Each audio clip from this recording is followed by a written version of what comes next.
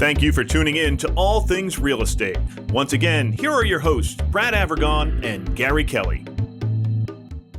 Welcome back to All Things Real Estate, coming to you live on recording. Did they still say live on tape?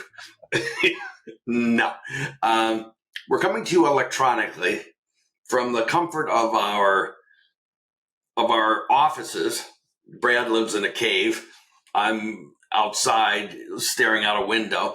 But we're coming at you, and we do a little bit of show prep before we do these shows. Today, we spent a fair amount of time with our producer, Keith, making sure that we were framed correctly and the colors were right and sounds right and the angles were right and all that stuff. And it's only to make a better product. And I certainly acknowledge and appreciate Keith's effort in doing that. And Gary, I might add, you're looking lovelier than ever. Thank you, Brad. As we did show prep yesterday about what are we going to talk about and when, we got finished with the call and you said to me, okay, Gary, how's your business? And my response was, what business? So I thought it might make sense to elaborate on that a little bit.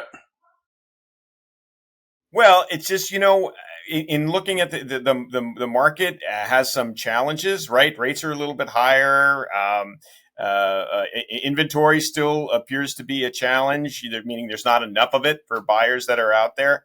So it's always a little bit tricky in this kind of landscape right now to try to help people, as you do and as I do, to get to that success point, right? Get them that home, get them that right interest rate, get them something that they're comfortable with. So I was curious how you were doing, and I think we're all doing, we're doing, and it just takes I think a little bit more work. What I say to people is, I'm slower than we've been in other recent years, but we're steady. And in this marketplace, I'm happy with steady. And I think that's a key. Yeah, I think steady is good. And I think this is where experience comes in, because I think a lot of people think that it's very, on its face, things look really easy, right? It looks easy to be a realtor. You throw somebody in your car, you show them a property, you put it under agreement, or you put the house on MLS and it sells itself. Or if you're a mortgage guy, you know what? Yeah, I fill out my application, I do my application, and that's it. And that's on its face. But the reality is there's a lot more to what we do. And especially in this time with rates, having increased the way they have, a big part of what I do is counseling and talking to clients about cash flow. What is it going to be like if we set you up with a mortgage payment like this? Is this going to work for you? Or getting creative. I had a phone call with a client last night where I was able to get them a substantially lower interest rate for the first year, and then it's going to step up in year two. That makes a big difference to this couple. They're first-time home buyers just trying to get into a property. That first year is that scary year for them. And I can tell them exactly what it's going to do in year two versus like in a regular adjustable rate mortgage. A lot of those have caps of 5% when they make their adjustment period. This is only going to go up 1%, which in most cases, people's cost of living increases exceed that 1% that their mortgage is going to go up. So being able to do that makes all the difference. That doesn't come from just looking at an application and pushing it through processing. And I think you must do the same thing, Gary, when you're out with people. We do. When we're working with someone that's, first-time buyer, there's more, what I'm going to say, hand-holding, because they haven't been through the process before. They don't know what to expect. The tortoise, to go back to the story for a minute, the house had some termite damage, and we were able to call in some resources to take a look at it, put together a plan, and get the repair done before the closing, which I think is really important. Someone hears termites and they, oh my God, this is horrible. The whole building is calling. No. I mean, that could be, but it's probably not the case, generally speaking. You also mentioned some of the other markets that you're working in, some activity changes with investors, et cetera, that I thought was interesting yesterday. Yeah. So one of the side, coming out of COVID, it was really hard for folks to get properties. There wasn't enough inventory. They were also competing against investors that were buying up properties as rental properties, right? So they figured, hey, well, let's buy this property, we can rent it out. Sometimes they were big institutions like real estate investment trusts. Sometimes they were individuals that said, you know what, I can make some money here. I'm going to buy this real estate. It'll depreciate. It'll go down on value on paper only, but go up in value in real life while it maintains a positive cash flow. With the changes of interest rates, that has changed now. As interest rates have gone up, it's harder for an investor to get a property to cash flow, meaning to make a positive income, than it was 6 months or a year ago. So some of those investors have kind of stepped out of the market. The other thing that I was reading about was flippers were coming in at a rapid pace, meaning they could buy a property, they could put a little, as I like to call it, a little bit of lipstick on it, they could fix it up, and they could put it back on the market, and it would go for top dollar. That is changing. That environment is changing for two reasons. One is the cost of funds to improve a property has gone up to those investors. And number two, the cost to purchase those properties, because of the lack of inventory, has also risen drastically. So their ability to make a profit, which is what a flipper wants to do, is really impeded by the current market environment. The good news there is it makes it more available to people that want to actually buy and live in a property, because they can afford to stay in that property while it continues to appreciate in value, and they don't have to have a profit margin within 6 months.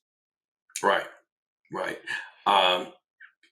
There have been a number of occasions where we work with, contractors, flippers, whatever you want to call them, and they look at the deal and they just simply say, a lot of them, varying numbers, but a lot of them that I've worked with, they want $100,000 out of the deal. That's what they're looking for. And if they're buying something for $600,000 and they put $200,000 into it to spiff it up, there may not be $100,000 left, because that property now is overpriced to the neighborhood. And it's a tough situation for folks to be in. I'm not trying to, cry a river for flippers, but I am trying to say, I think a lot of that stuff, it's like any other cycle. We're going through a cycle now. I don't see this as a crash. A lot of people say, real estate's, we're on the verge of a big crash. No, we don't have enough inventory for there to be a crash. But I do think it's harder to transact, and the margins for someone doing renovations is that they are tighter, and it's just something that you mentioned experience. Experienced people have seen this before, and you kind of go through it, and you don't get excited. I have a lot of people call me up, and they're just wound up, very excited, very anxious. And it's like, okay, let's talk about where your real pinch points are, and then let's address those. And it's hard. We're still selling houses. We've got a closing today. It's just there's still business to be transacted.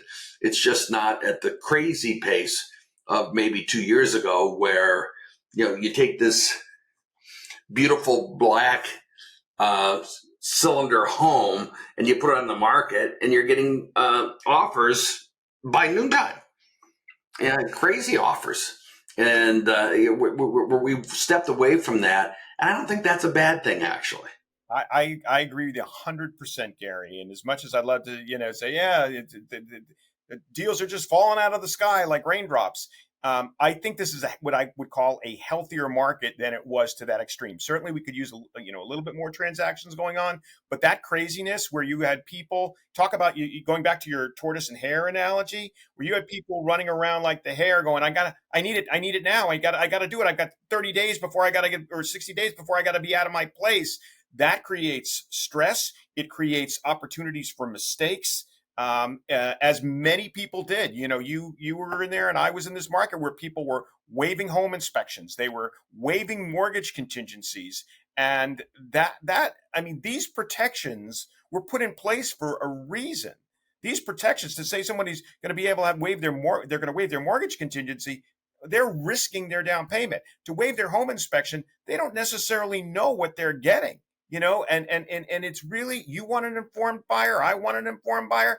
They want to be informed so that they know when all the dust settles after the hullabaloo, all the craziness running around, that they made a good buying decision and they're going to be happy in their home. That comes with planning. It comes with an environment, a market that is not frantic running around. It comes with putting the time in to do the work that you need to do to get it to make a good decision. Yeah, my whole thing of the tortoise and the hare. The tortoise plodded along, did things methodically, got their pre-approval in place, looked at a number of homes, and selected one. Went through a home inspection. They did everything you should do, okay, and they are now in the home. Whereas the hare is still running around, hair on fire. And the hare is in a situation where the new buyer of the property wants the hare gone. And the new buyer is offered cash for keys. Well, it's not clear whether the hare can get packed yet. And it's just all of this lost time equates to lost opportunity. Brad, if someone wants to talk more about this with you, how would they reach you? Best way to reach me, Gary, is via my cell phone, which is 978-375-5531, or via my email, which is brad@bradavergon.com. And Gary, how do they reach you? I can be reached at 508-733-6005 or Gary@movewithgary.com. I want to thank you for being on the show. I want to thank Keith, who's lurking in the background as the producer, and look forward to chatting again next month. Sounds great, Gary. I look forward to it. Be well. Once again, thank you for watching All Things Real Estate. If you have any questions, feel free to reach out to Brad or Gary.